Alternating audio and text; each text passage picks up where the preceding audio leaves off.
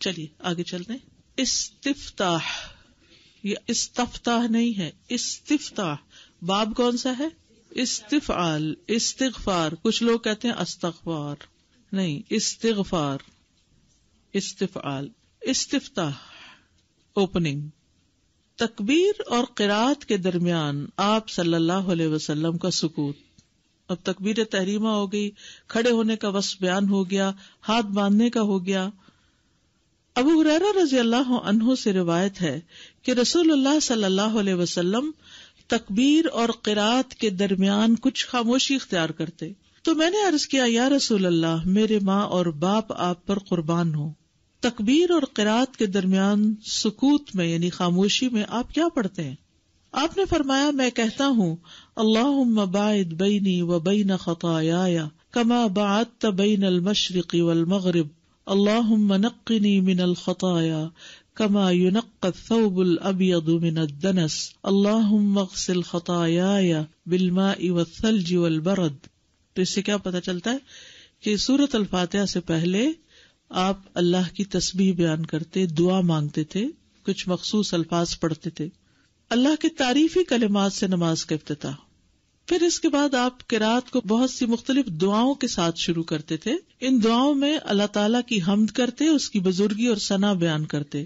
اور اسی چیز کا آپ نے اس شخص کو حکم دیا جس نے نماز کو بگاڑ کے پڑھا تھا.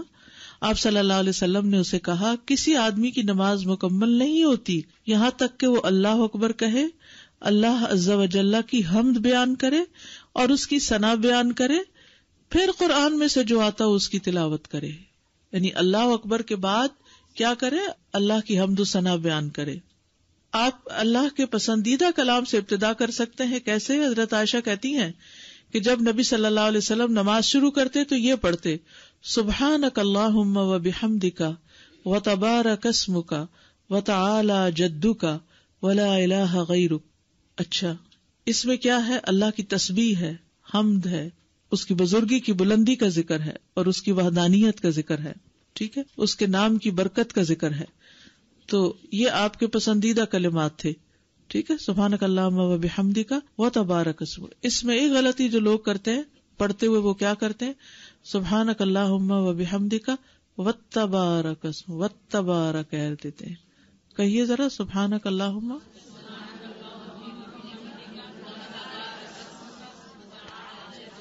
ٹھیک ہے تو وتبارک نہیں کرنا. ٹھیک ہے، سبحانک اللہم و بحمدک و تبارک اسمک. ٹھیک.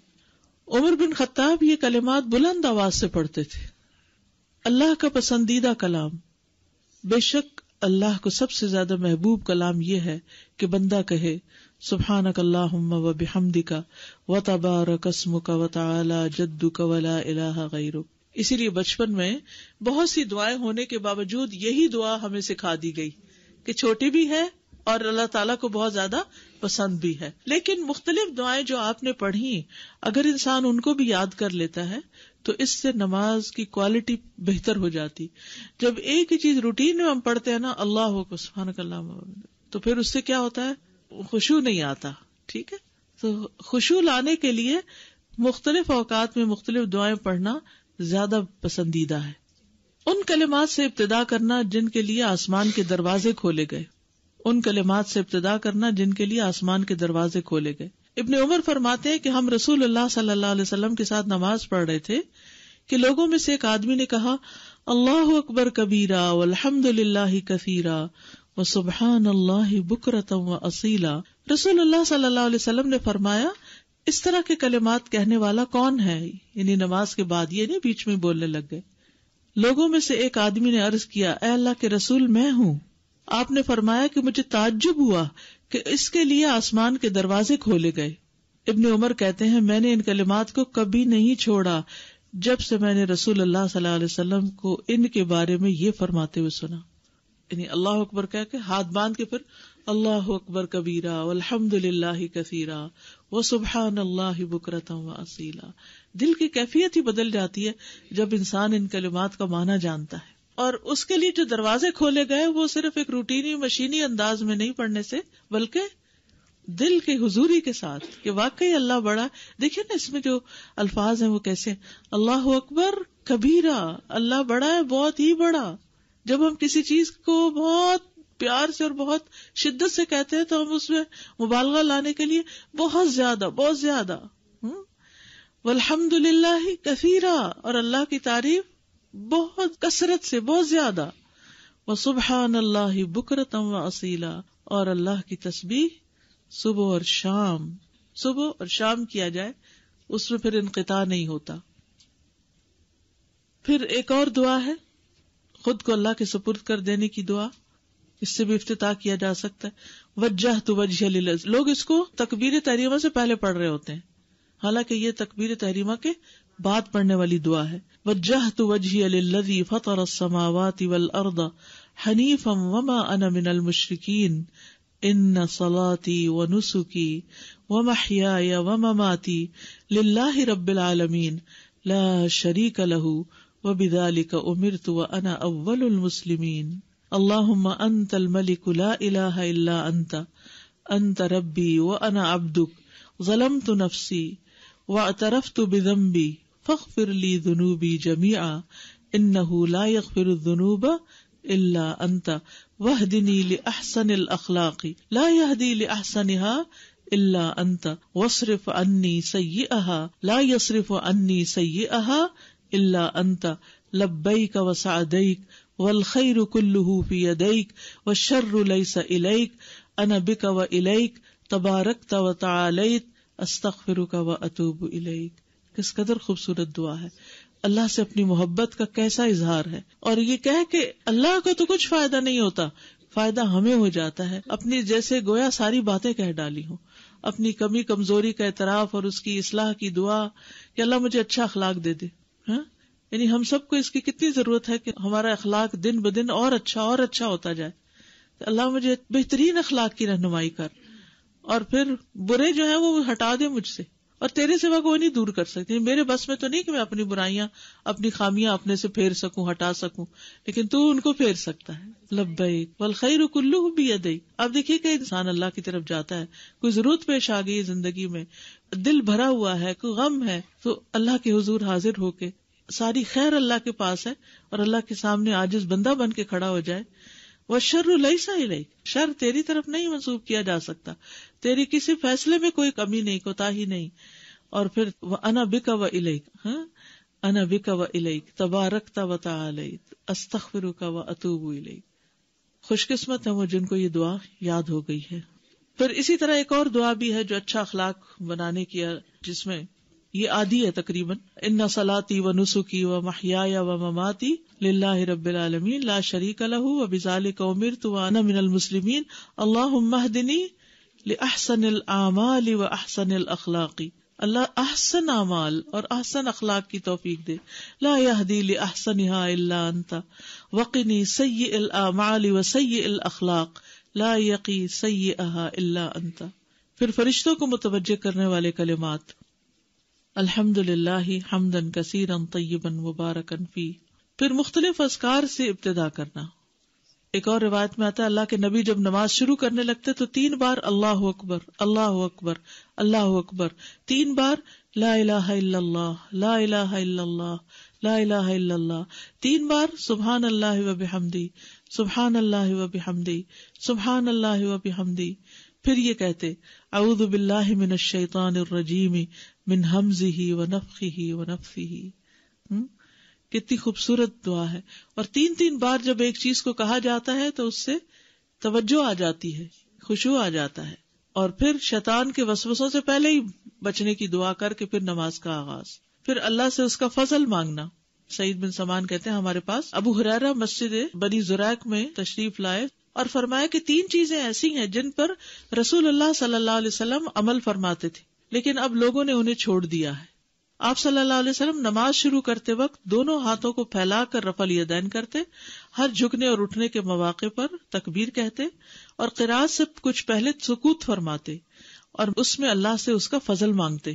یزید کا کہنا ہے کہ آپ دعا کرتے اور اللہ سے اس کا فضل مانگتے، یعنی وہ بھی دعا کا ہی وقت ہے. صلاۃ کا معنی کیا ہے؟ دعا.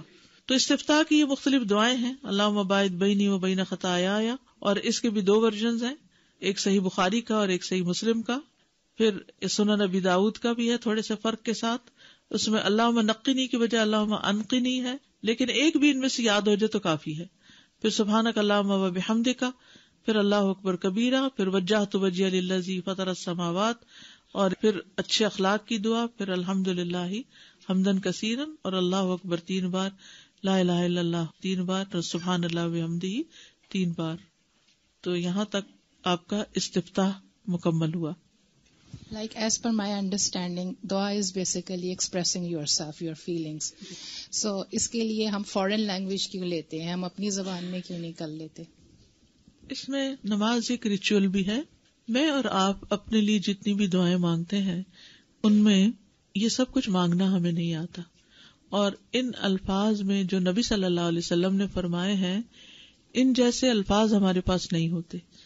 تو جب ہم آپ کے بتائے ہوئے الفاظ استعمال کرتے ہیں تو ایک تو آپ کی سنت کی پیروی ہو جاتی ہے، اس کا اجر ملتا ہے. دوسرا یہ کہ نبی صلی اللہ علیہ وسلم نے فرمایا اوتی تو جوامع الکلم، مجھے جامع کلمات عطا کیے گئے. جامع کا مطلب ہوتا ہے کم لفظوں میں بڑی بات کہنا.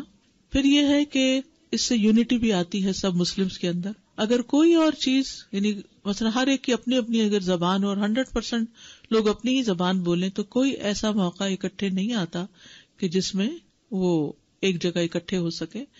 تو اجتماعیت کی کیفیت بھی اس سے پیدا ہوتی ہے. پھر یہ ہے کہ جو کلمات اللہ کے رسول صلی اللہ علیہ وسلم نے دیے یا تو وہ قرآن سے ہیں یا وحی کے ذریعے آپ کو سکھائے گئے اور ایسا ہی کرنے کا ہمیں حکم دیا، تو ان کلمات کی اپنی ایک برکت اور ایک روحانیت بھی ہوتی ہے جو باقی لینگویجز میں ان کو ٹرانسلیٹ کر کے اگر کہیں بھی تو وہ فائدہ نہیں ہوتا. ہم انہی کلمات کا اگر ترجمہ کر کے بھی اپنی زبان میں کہیں تو آپ دیکھیے مثلاً میں کسی دعا کا ترجمہ پڑھتی ہوں تو کمپیریزن کیجیے گا، ان صلاتی و نسکی و محیای و مماتی للہ رب العالمین، بے شک میری نماز اور میری قربانی اور میرا جینا اور میرا مرنا سب اللہ رب العالمین کے لیے ہے. دونوں کی ادائیگی میں اور فیلنگ میں بڑا فرق ہے. اللہ سبحانہ وتعالیٰ نے دین کی تعلیم کے لیے عربی زبان کو جو چنا ہے اس کی اپنی کئی خصوصیات ہیں، بہت سے اس کے پیچھے مقاصد ہیں جس وجہ سے ہمیں ایٹ لیسٹ نماز کی حد تک اور قرآن کی تلاوت کی حد تک اسی ٹیکسٹ کے اوپر فوکس کرنے کے لیے کہا گیا ہے. اور پھر کئی سو سال سے یہ چیزیں محفوظ بھی ہیں، جیسے قرآن میں کوئی چینج نہیں آیا، ان دعاؤں میں تبدیلی نہیں ہوئی، یہ مسلسل روایت سے ہم تک پہنچ رہی ہیں. تو اس سے وہ لوگ کس طرح کے الفاظ ادا کرتے تھے اور آج کس طرح ہم کر رہے ہیں چینج نہیں ہوا. اگر کسی اور لینگویج میں ہوتا اور ہر ایک اپنی اپنی لینگویج میں کرتا تو آپ دیکھیے بعضوں کا ٹرانسلیشن پوری کی پوری وہ حق ادا نہیں کرتی. کسی بھی ادب کا، لٹریچر کا اگر ٹرانسلیشن کر دیا جائے، مثلا شیکسپیئر کو اگر اردو میں ترجمہ کر کے پیش کیا جائے تو اس کی ساری جو تاثیر ہے وہ کھو جائے گی. اساتذہ میں نے پوچھنا تھا کہ جیسے فرض نماز ہے اس میں دعائیں تختہ جو پڑھ سکتے ہیں، اور اگر فرض کریں کہ بھی وہ سبحانک اللہ بھی پڑھ لیں اور ساتھ یہ پڑھ کے اور بعد میں قرات کریں تو پاسبل ہے، ایسا کر سکتے ہیں؟ جی یہ ساری نمازوں کے لیے ہے، 2 بھی پڑھ سکتے ہیں، ویسے 1 پڑھنی زیادہ بہتر ہے کہ کوئی 1 پڑھ لیجیے.